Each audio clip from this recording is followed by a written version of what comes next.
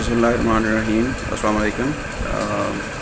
आज मैं आपको मैथ 634 की सेकंड असाइनमेंट जिसकी लास्ट डेट 16 जुलाई है उसका सलूशन आपसे शेयर कर रहा हूँ। ये बिल्कुल एक्यूरेट सलूशन है और सलूशन में जब हम क्वेश्चन नंबर 1 में हमें जो है वो दो टोपोलॉजिकल स्पेसेस दी गई हैं और एक फ़ंक्शन दिया गया है x2y, तो हमने ये प्रूव करना है कि f जो फंक्शन है वो कॉन्टीन्यूस होगा इफ़ एंड ओनली इफ़ कि कोई भी क्लोज सेट हम अगर y में लें तो उसका इन्वर्स ऑफ दैट फंक्शन जो होगा, inverse of that set c जो होगा वो क्लोज होगा x में भी।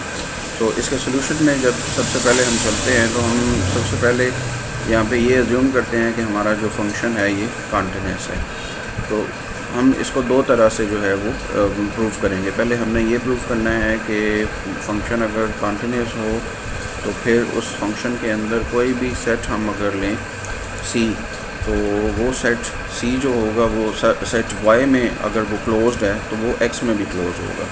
इसी तरह इसका रिवर्स भी हमने या कन्वर्स भी हमने जो है वो प्रूव करना है। तो आइए इसके सोल्यूशन की तरफ चलते हैं। तो हम सबसे पहले जो है वो फर्स्ट कर लेते हैं, लेट करते हैं कि जो फंक्शन है x2y वो एक कॉन्टीन्यूस फंक्शन है। उसके बाद हम एक और चीज़ यहाँ पे लेट कर रहे हैं और वो लेट हम यहाँ पे क्या कर रहे हैं कि c जो है वो एक प्रॉपर सबसेट है y का और ये क्लोज्ड सेट है, y के अंदर क्लोज सेट है। तो अब अगर c जो है वो y के अंदर उसका प्रॉपर सबसेट है और क्लोज्ड है तो फिर क्या होगा कि अगर इस सेट का कॉम्प्लीमेंट लिया जाए यानी y माइनस c जो होगा वो ओपन आ जाएगा y के अंदर। यानी अगर c जो है वो y में क्लोज्ड है तो फिर y का कॉम्प्लीमेंट जो होगा वो y में ओपन होगा। उसके बाद हम जो फंक्शन की डेफिनेशन है उसके अकॉर्डिंगली चलते हैं कि अगर y माइनस सी जो है वो ओपन है तो फिर अगर हम y माइनस सी का इन्वर्स लें यानी f इन्वर्स ऑफ y जो है माइनस सी लें तो वो उसको अगर हम ओपन करें तो वो बन जाएगा f inverse of y minus f inverse of c। अब इसमें अगर हम देखें तो जो f इन्वर्स ऑफ y होता है ये x के इक्वल होता है, x equals to f inverse of y, ये हमारे पास डेफिनेशन में आता है। तो x हम पुट कर देंगे f इन्वर्स ऑफ y की जगह पे x पुट कर देंगे और f इन्वर्स ऑफ c जो है वो उसी तरह एज इट इज़ आ जाएगा। अब इसका क्या मतलब बन गया, x minus f inverse of c, इसका मतलब ये बनता है कि x minus f inverse of c जो है ये ओपन है क्योंकि हमने ये ऊपर अज्यूम किया हुआ है कि y माइनस c जो है वो ओपन है। तो ये y माइनस c से ही हमने ये इक्वेशन डिराइव की है। तो उसका ये मतलब बन गया कि x minus f inverse of c यानी complement of f inverse of c is open in x। अब अगर कॉम्प्लीमेंट जो है f इन्वर्स ऑफ c का वो x में ओपन है तो फिर जो f inverse of c set होगा ये x के अंदर क्लोज आ जाएगा। इसके बाद हम ये रिमार्क देते हैं कि so for every close set c subset of proper subset of y the set f inverse of c is a proper subset of x is closed in x। ये स्टेटमेंट थोड़ी सी जंबल हुई है तो इसको आप इस तरह करेक्ट कर लीजिएगा। मैं इसको रीड करके बता देता हूँ कि so for every closed set c proper subset of y the set f inverse of c is a proper subset of x is closed in x। ये इसकी एग्जैक्ट स्टेटमेंट बनेगी।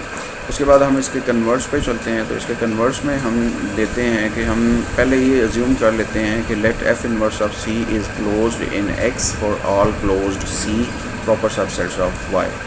यानी हमने ये अज्यूम कर लिया है कि x के अंदर एक क्लोज्ड सेट है हमारे पास f इनवर्स ऑफ c और ये क्लोज्ड है तमाम c प्रॉपर सबसेट्स के लिए जो कि बिलोंग करते हैं y से।